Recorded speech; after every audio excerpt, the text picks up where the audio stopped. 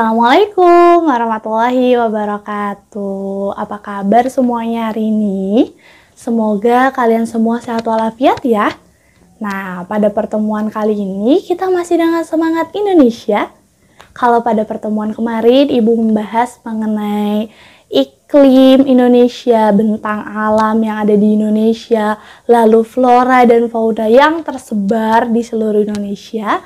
Nah, pada pertemuan kali ini kita akan membahas tentang bagaimana pengaruh geografis Indonesia yang dibatasi oleh benua Asia dan Australia itu berpengaruh terhadap ekonomi, sosial, budaya, hingga jalur transportasi Indonesia. Nah, untuk lebih memahami materi yang tadi Ibu sebutkan, kita simak videonya ya. Kondisi geografis Indonesia sebagai negara maritim dan kepulauan menyimpan potensi yang besar dalam berbagai bidang, seperti di bidang ekonomi, sosial, budaya, dan transportasi. Masing-masing pulau memiliki karakteristik yang berbeda, mulai dari kondisi alam maupun kondisi sosial budayanya. Beragamnya bentang alam dan hasil alamnya, beragamnya suku bangsa yang mengakibatkan beragam pula adat istiadat dan budayanya, serta beragamnya agama, golongan, dan kelompok masyarakatnya. Nah, letak geografis negara Indonesia sebagai negara maritim atau kepulauan yang dibatasi oleh dua benua yaitu benua Asia dan Australia serta oleh dua samudera yaitu Samudra Hindia dan Samudra Pasifik memberikan pengaruh yang cukup besar terhadap segala aspek kehidupan di Indonesia. Yang pertama akan Ibu bahas kali ini adalah tentang pengaruh letak geografis Indonesia sebagai negara maritim terhadap ekonomi masyarakatnya. Untuk lebih memahami, kita simak penjelasannya berikut ini yuk. Pengaruh kondisi geografis Indonesia sebagai negara maritim terhadap kehidupan ekonomi masyarakat. Kondisi geografis sebagai negara maritim dan kepulauan membawa banyak keuntungan bagi bangsa Indonesia. Cakupan wilayah yang sangat besar dan luas, tentu saja Laut Indonesia mengandung keanekaragaman sumber daya alam laut yang sangat potensial, baik hayati maupun non-hayati. Besarnya peluang ekonomi dari pemanfaatan potensi sumber daya laut yang sedemikian besar ini tentunya dapat memberikan kontribusi bagi kehidupan ekonomi masyarakat Indonesia. Hingga pada akhirnya akan memberikan kontribusi bagi kesejahteraan bangsa. Kelompok masyarakat yang bisa merasakan langsung potensi kekayaan sumber daya kelautan ini adalah masyarakat yang berada di daerah pesisir. Nah, yang kedua, Ibu akan membahas tentang pengaruh letak geografis negara Indonesia sebagai negara maritim terhadap kehidupan sosial masyarakatnya. Kita simak penjelasan berikut ini yuk. Sebagai negara maritim dan kepulauan yang berada di antara benua Asia dan Australia, membawa pengaruh terhadap kehidupan sosial budaya bangsa Indonesia. Posisi tersebut menyebabkan Indonesia menjadi jalur perdagangan dunia yang mau tidak mau banyak pedagang dari berbagai negara di seluruh belahan bumi ini akan melewati dan mampir ke Indonesia. Para pedagang yang mampir membawa adat budaya dari negara asalnya. Lambat laun, adat budaya yang dibawa tersebut akan berbaur, bercampur, bahkan melebur dengan adat budaya asli Indonesia.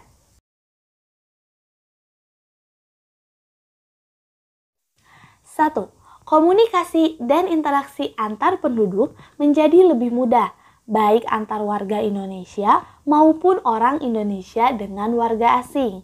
Hal ini didukung adanya kemajuan teknologi di bidang pelayaran antar pulau dan antar negara. 2. Terjadinya pembauran, percampuran, atau peleburan nilai-nilai antar pulau dan antar negara. 3. Munculnya perkampungan-perkampungan etnis tertentu seperti Pecinan dan Kampung Arab. 4.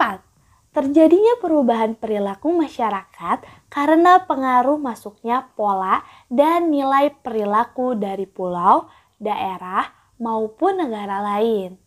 Yang kelima, terjadinya perpindahan ilmu, pengetahuan, dan teknologi. Nah, yang ketiga, Ibu akan membahas tentang pengaruh letak geografis Indonesia sebagai negara maritim terhadap kehidupan budaya masyarakat.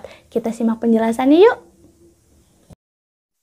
Kondisi geografis Indonesia berupa kepulauan yang terdiri atas lebih dari 13.000 dan tersebar dari Sabang sampai Merauke. Masing-masing daerah atau pulau memiliki ciri khas budayanya sendiri. Budaya antara satu suku bangsa dengan yang lain juga berbeda-beda, seperti bahasa, adat istiadat, tradisi, sistem kepercayaan, dan sebagainya. Ciri keragaman budaya lokal Indonesia dapat dilihat dari hal-hal berikut ini. Yang pertama, keragaman suku bangsa. Nenek moyang bangsa Indonesia berasal dari Yunan, Cina Selatan. Mereka berimigrasi kemudian bercampur dengan penduduk indigeneus dan Indo-Aryan dari Asia Selatan. Kemudian terus berkembang hingga membentuk suku-suku bangsa. Suku-suku bangsa di Indonesia diklasifikasikan menjadi 19 suku bangsa induk. Di antaranya ada suku Sunda, suku Dayak, suku Asmat, suku Melayu, dan sebagainya. Yang kedua, ada keberagaman bahasa. Indonesia masuk ke dalam rumpun bahasa Austronesia atau Australia Asia. Rumpun ini terbagi menjadi 2 subrumpun lagi, yakni bahasa Austronesia Barat atau Indonesia Melayu dan bahasa Austronesia Timur atau Polinesia. Dari subrumpun bahasa tersebut masih terbagi lagi ke dalam wilayah-wilayah bahasa. Yang ketiga, keberagaman religi atau agama. Indonesia memiliki keberagaman agama atau kepercayaan.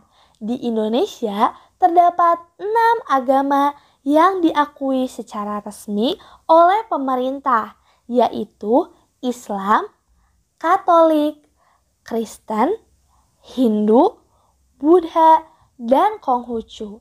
Selain itu, juga berkembang aliran-aliran kepercayaan. Yang keempat, keberagaman seni dan budaya. Suku bangsa yang beragam di Indonesia tentu menghasilkan kebudayaan yang beragam pula. Salah satu wujudnya adalah kesenian, baik seni sastra, seni tari, seni musik, seni drama atau pertunjukan, seni rupa, dan sebagainya. Keberagaman budaya memberikan manfaat bagi bangsa kita. Misalnya, dalam bidang bahasa, kebudayaan daerah yang berwujud dalam bahasa daerah dapat memperkaya perbendaharaan istilah dalam bahasa Indonesia. Sementara itu, dalam bidang pariwisata, potensi keberagaman budaya dapat dijadikan sebagai objek dan tujuan wisata sehingga bisa menghasilkan devisa bagi bangsa. Pemikiran yang timbul dari sumber daya di daerah-daerah bisa menjadi acuan bagi pembangunan nasional.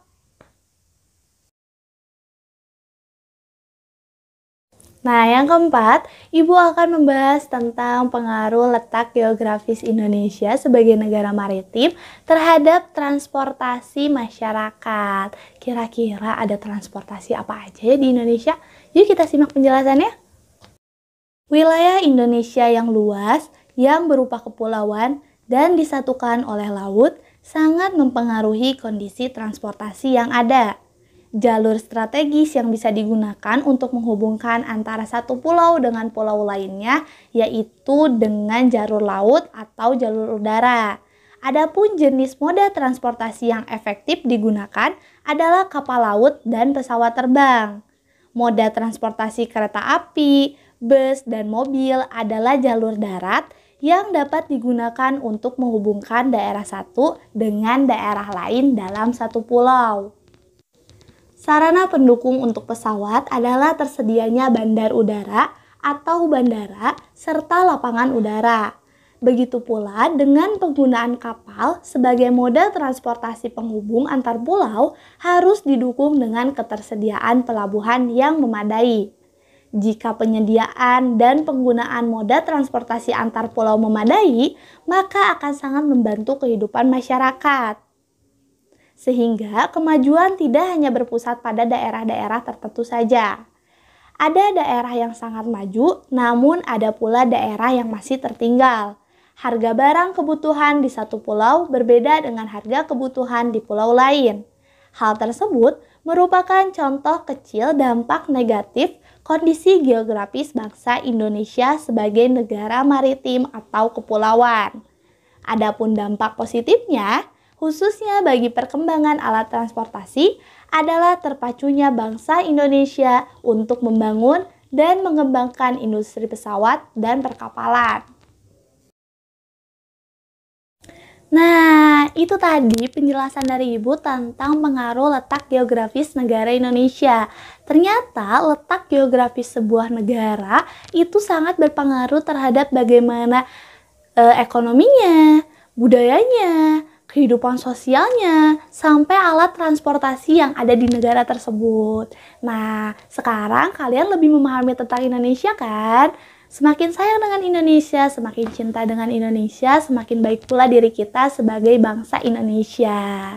Ingat, selalu jaga kesehatan, jangan lupa cuci tangan, memakai masker, dan menjaga jarak ya. Sampai jumpa.